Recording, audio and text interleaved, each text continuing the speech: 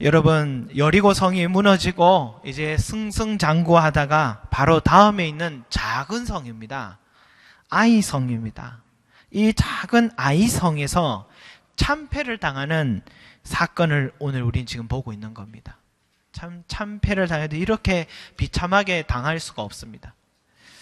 격투기나 시합을 권투나 시합의 선수들을 보면 더 이상 겨룰 상대가 없을 만큼 챔피언의 자리에 있다가도 도전자에게 한 번 졌어요. 한 번 졌는데 그 한 번의 패배로 인해서 찾아오는 이 수치심, 이것 때문에 낙심이 너무 커서 다시 못 일어서는 챔피언이 있고 나중에는 떠나기도 하는 그런 경우들을 보았습니다. 여러분, 전혀 예측하지 못하는 상황에서 한번 주저앉으면 일어서기 힘든 게 우리 인생인 것 같아요.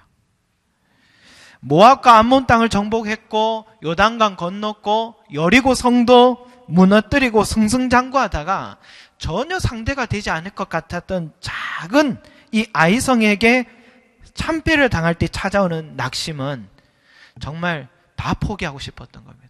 다 던져버리고 싶었던 그런 비참함이었습니다.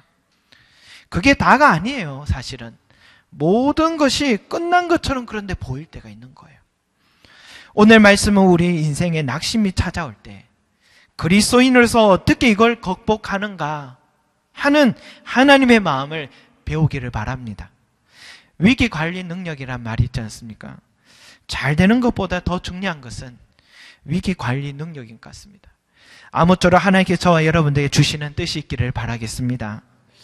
사랑하는 여러분, 오늘 말씀 1절을 보니까요, 이스라엘 자손들이 온전히 바친 물건으로 말미암아 범죄하였으니라고 시작합니다. 그러니까 온전히 바친 물건으로 말미암아서 범죄했다. 무슨 말이냐면 이스라엘 사람들이 하나님께 항상 첫 열매를 드리는 의식이 있습니다. 자식을 낳으면 감사한 마음으로 예물을 바쳐요.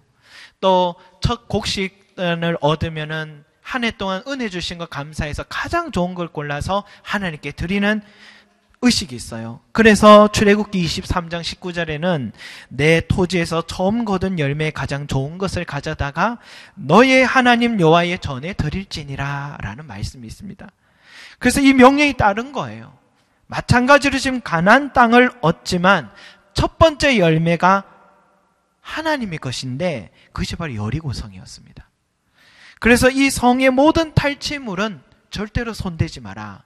이거는 하나님의 것이다. 절대로 너희 것이 아니다. 그렇게 말씀한 거예요. 그런데 아간이라는 한 사람이 이 명령을 어겨버렸습니다. 나중에 검사 앞에 서서 취조를 당하는데요. 취조를 당해보니까 여리고 성을 점령할 때에 그가 시날산의 아름다운 외투 한 벌, 지금 말하면 밍크코트 같은 거, 시날산 밍크코트가 갑자기 보여서 부인을 고생시켰던 지난날이 마음이 아렸는가 보더라고. 그래서 한 벌 입혀줘야겠다 이런 생각 들었던 것 같아요. 그리고 은 200세겔과 50세겔 되는 금덩어리가 탐이 난 거예요. 순간적인 겁니다. 죄는 대부분 훔치고 싶은 마음이 생긴 거예요. 아무도 모를 줄 알았어요. 그리고 작은 죄라고 생각했어요. 그러나 그 한 사람의 죄로 인해서 아이성 전투에서 실패해버리고 34명이나 되는 사람이 그 자리에서 주저앉아 버린 겁니다. 다 죽게 된 겁니다. 이 일로 인해서 여호수아와 장로들이 어떻게 했어요? 옷을 찢었습니다. 옷을 찢었습니다. 찢으면서 탄식하면서 온 백성의 마음은 물과 같이 녹아버렸다. 낙심이란 말입니다, 여러분. 우리는 온 백성의 마음이 물과 같이 녹아버렸다는 이 표현을 잘 이해하기 힘든데, 이 낙심된 마음이 어느 정도인지 우리는 잘 힘든데, 지금 여호수아가 옷을 찢었다라는 이 표현이 어느 정도의 감정 상태인지 우리는 잘 몰라요. 그런데 똑같은 표현이 언제 또 있었냐면, 가진 재산을 한순간에 다 날아가 버리고 10명이나 되는 자식이 한 자리에서 모여서 잔치를 하다가 집이 폭삭 무너져서 다 잃어버린, 자식 잃고 온 재산 잃어버린 욥이 그 자리에서 옷을 찢었습니다. 그리고 여러분, 그 욥이 온몸에 종기가 나서 도저히 형체를 볼 수 없는 그 욥의 모습을 본 사랑하는 친구들이 그 욥의 모습을 보고 자기 온몸에 옷을 겉옷을 찢고 하늘을 향해서 티끌을 날리며 자기 머리에 뿌렸다. 그런 표현이 있습니다. 겉옷을 찢는다는 건 뭐냐? 한 사람이 느낄 수 있는 고통스러운 감정의 극한을 말하는 겁니다. 지금 여호수아가 겉옷을 찢고 땅에 엎드려 머리에 티끌을 뒤집어쓰고 날이 저물도록 그 자리에서 꼼짝도 하지 않은 것은 정말 표현할 수 없는 낙심된 마음, 극한의 고통을 말하는 것입니다. 여러분, 무엇 때문에 이런 큰 낙심 속에 빠지게 된 것일까요? 우리가 죄를 지을 때는 이 정도로 무슨 일이 있을까? 누가 알기나 할까? 이 정도는 넉넉히 용서해 주시겠지, 사소하다 생각을 하고 죄의 자리에 우리는 슬며시 다가갑니다. 그런데 하나님은 절대로 그걸 거저 넘어가시지 않더라고요. 더 이상 그를 하나님이 돕지 않으시는 겁니다. 아무도 모른다고 생각했던 다윗은 밧세바가 너무 예뻐서 취해버렸습니다. 그녀의 남편 우리아를 어떻게 완전 범죄를 일으킬까 묘를 쓰다가 안 되니까 나중에는 최고 적진에 보내서 그 자리에서 죽게 만든 것이 다윗이었습니다. 그러면서 양심의 소리가 그에게 왜 안 들려왔겠습니까? 미안하기도 하고 죄책감이 왔겠죠. 그런데 그는 이렇게 자기 합리한 겁니다. 그래도 내가 왕인데 이 정도도 못하면 어떻게 그게 왕이라 할 수 있겠냐. 자기 합리화를 한 겁니다. 근데요, 자기 아무리 합리화를 해도 하나님은 절대로 왕이라고 해도 그 죄를 그저 넘어가지 않으신 겁니다. 하나님은 나단 선지자를 통해서 그 죄의 대가를 정확하게 묻는데요, 나중에는 그 결과가 너와 내 집에 재앙을 일으키고 칼이 내 집에서 영원히 떠나지 아니하리라. 맞습니다. 그 왕의 다윗의 자손들의 일어나는 일도 보십시오. 칼이 그 집에서 떠나지 않습니다. 내가 내 눈앞에서 내 아내들을 빼앗아 내 이웃들에게 주는 겁니다. 얼마나 비참한 형벌입니까? 너는 은밀히 행했지만 나는 온 이스라엘 백주 앞에서 너를 드러낼 것이다. 그리고 그 결과 그렇게 낳았던 아이는 죽게 되었습니다. 여러분, 그렇게 하나님 앞에 신실했던 다윗 아닙니까? 하나님도 그 누구보다도 사랑했던 다윗인데 그 한 번의 실수를 좀 눈 감아 줄만도 한데 단호하게 응징하는 것은, 이때 낙심된 다윗의 마음이 시편 6편에 이렇게 나와요. 여호와여, 내가 수척하였사오나 내게 은혜를 베풀어 주십시오. 여호와여, 나의 뼈가 떨리오니 나를 고치소서. 나의 영혼도 매우 떨리나이다. 여호와여, 어느 때까지니까. 너무 낙심된 마음이 이렇게 드러난 겁니다. 여러분, 우리 그리스도인의 삶에 낙심이 찾아오면 어떻게 해야 될까요? 내 삶을 돌아봐야 됩니다. 하나님께서 기뻐하지 않는 일을 내가 행하지는 않았는가? 때로는 강단에 선포되는 말씀 속에 혹시나 내게 거리낌이 있으면 성령께서 주시는 음성으로 들으시고 그 부분을 놓고 왜 저 목사가 나를 찌르는가 이렇게 생각하지 마시고 주님 앞에 회개하는 은혜가 있기를 바랍니다. 작은 죄가 하나님과 우리 사이를 가로막을 때가 있는 겁니다. 하나님께서 주실 은혜와 형통을 가로막아서 세상의 벽 앞에 주저앉고 낙심이 찾아올 때가 있는 겁니다. 여기서 우리는 질문해야 됩니다. 누가 봐도 형평성 없는 것은 왜 다윗은 10번 잘하고 한 번 실수한 것을 이렇게 모지게 응징하시는가? 왜 이스라엘 민족 전체가 잘하고 단 한 사람 아간이 실수한 것에 대해서 하나님 저렇게 모질게 응징하시는가? 형벌을 내리시는가? 우리는 이것을 의아하게 생각할 수 있는 겁니다. 왜 저 세상 사람들은 밤마다 저렇게 자기 멋대로 살아도 아무 일이 일어나지 않고 우리는 나름 신앙생활 안에서 잘 살아보려고 노력을 하고 한 번 작은 죄를 지었는데 근데 왜 이렇게 내 마음의 양심이 아파해야 되고 살아야 되는지 가끔씩 손해보는 것 같은 생각이 들 때가 있습니다. 아, 옛날이요. 그때가 좋았는데 그때는 마음껏 생활해도 누구 탓하고 누가 뭘 할 사람 없었는데 근데 예수 믿고 오히려 삶이 더 묶이는 것 같아요. 그리스도는 자유를 준다면서 오히려 하지 말아야 할 것을 더 많이 말하고 더 많은 것 같아요.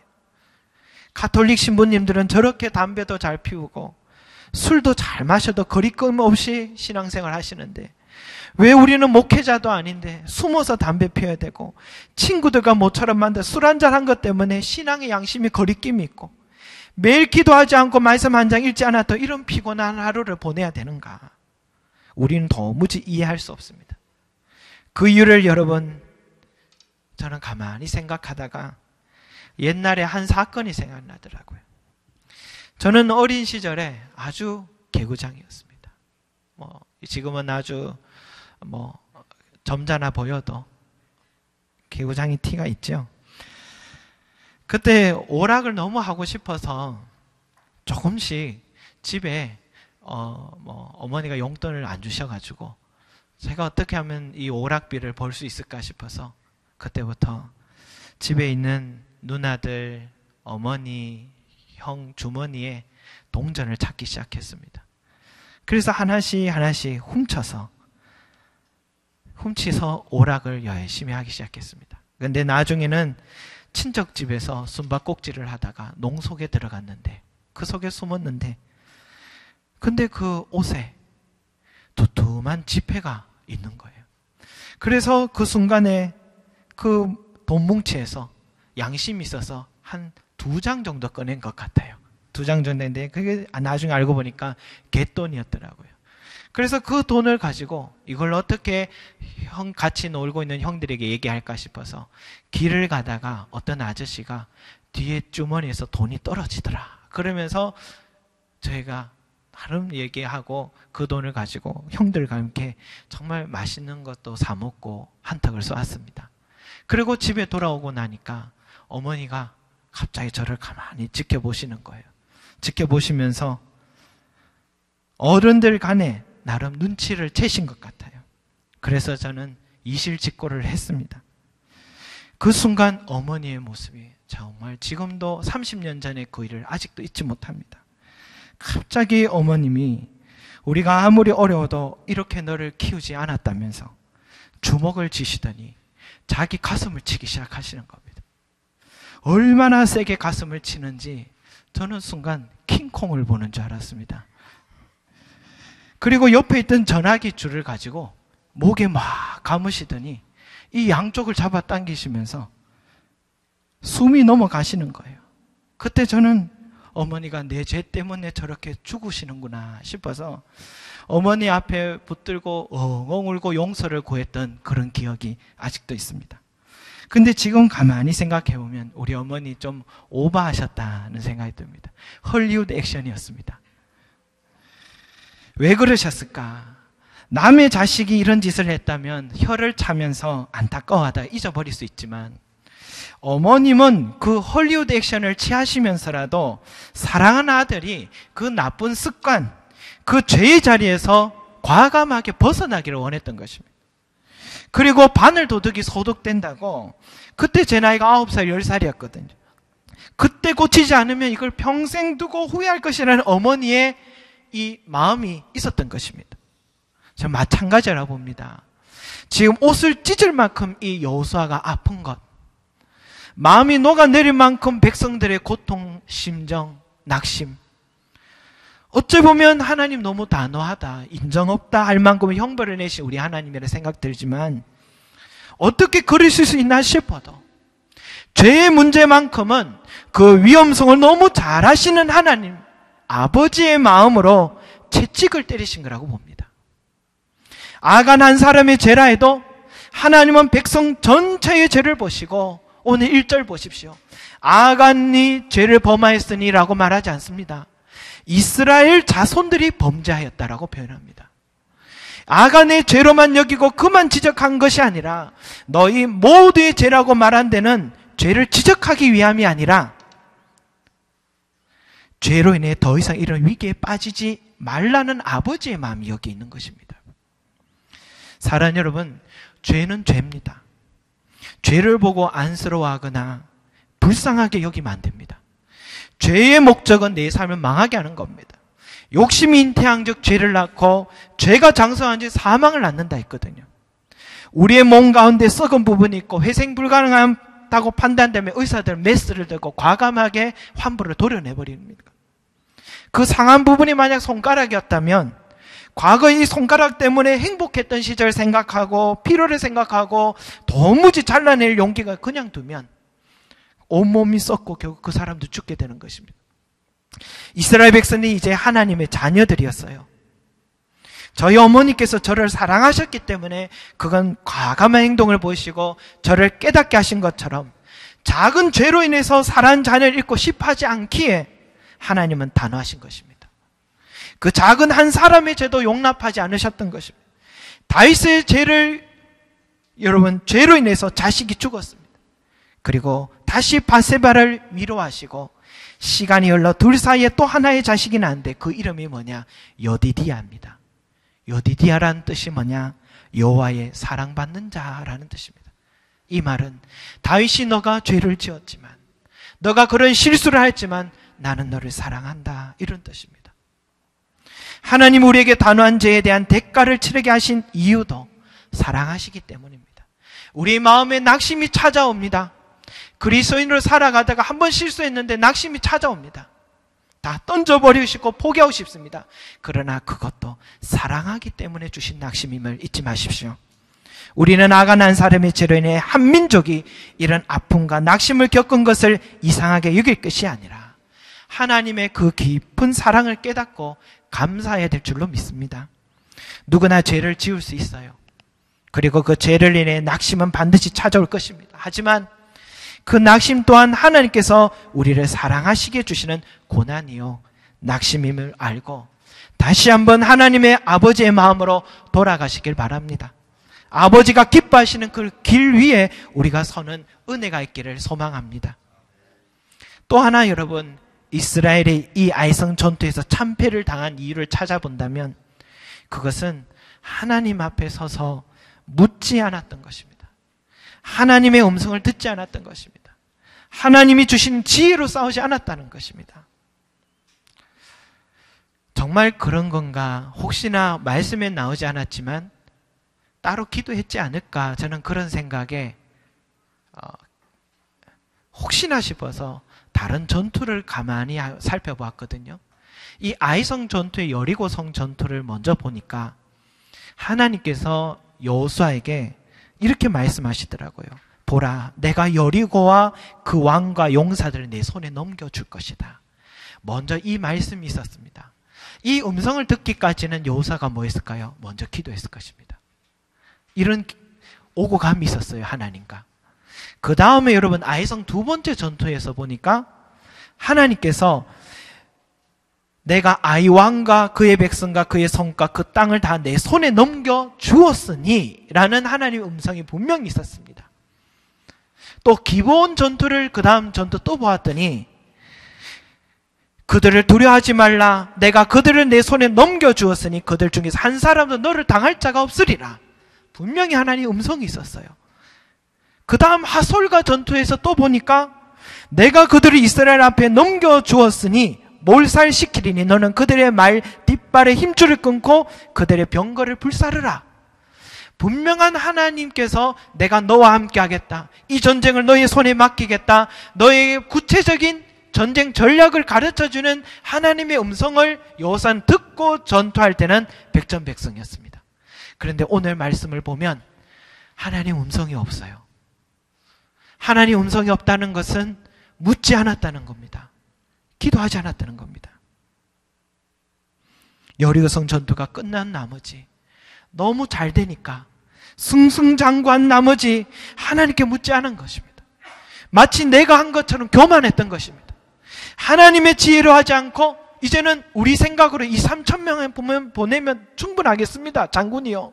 그렇게 보고 하니까 그래 보자. 2,000~3,000명만 보낸 겁니다. 결국은 참패를 당한 것입니다. 참패를 당했습니다. 사랑하는 여러분, 여러분의 삶은 매일매일 전쟁이라고 봅니다. 어디에서 어떤 공격이 들어올지 모르는 전쟁 속에 우리는 살아가고 있습니다. 전혀 예측할 수 없는 내일입니다. 우리의 싸움은 혈과 육이 아니라 영의 싸움을 했기 때문에 보이지 않는 곳에서 우리는 예측할 수 없는 공격이 다가올 것입니다. 그런데 묻지 않고 살아가고 있다니요. 그게 우리의 무슨 배짱입니까? 엎드려 기도하지 않고 하루를 출발한다니요. 어디서 나온 우리의 용기입니까? 저 세상이 만만해 보이고 영적 전투라고 하니까 딴 세상 소리 같아서, 차라리 저 목회자에게만 해당되는 소리 같아서 혹시 무시하며 살아왔습니까? 그렇게 살면 우리는 저 빌탈길에서 빈손으로 쫓겨내려오는 이스라엘 백성과 같아질 것입니다. 깊은 경건의 사람이요, 하나님이 사랑했던 존 포스트라는 사람이 있었더라고요. 이분이 죽기 전에 기도에 대해서 이렇게 말했습니다. 쉬지 말고 기도하라는 말씀이 고요한 내 영혼 속에서 이제까지 계속 메아리 쳤다. 내 숨이 끊어져 의식을 잃는 순간까지 나는 이 말씀을 따라 쉬지 않고 기도할 것이다. 마땅히 그래 해야 한다. 게으르고 생기 없는 지난 50년의 긴 세월 동안 왜 나는 이 말씀을 실천하지 못했던가? 이 말씀을 실천했다면 내 삶이 완전히 달라졌을 것이라는 생각을 하면 땅을 치며 통곡하고 싶은 심정이다. 더욱 진실하고 효과적인 영적인 삶을 위한 시간이 이제 별로 남아있지 않구나 하면서 뒤늦게 후회를 하는 것입니다. 지난날 내가 왜 쉬지 말고 기도 안 하는 말씀을 왜 소홀히 생각했을까? 왜 그렇게 내 인생이 그렇게 빙빙 돌고 허비된 삶을 살았을까? 뒤늦게 후회를 하는 것입니다. 사랑하는 여러분, 여호수아와 이스라엘 백성들에게 찾아온 낙심, 그것은 쉬지 말고 기도하라는 이 진리를 소홀히 생각했기 때문입니다.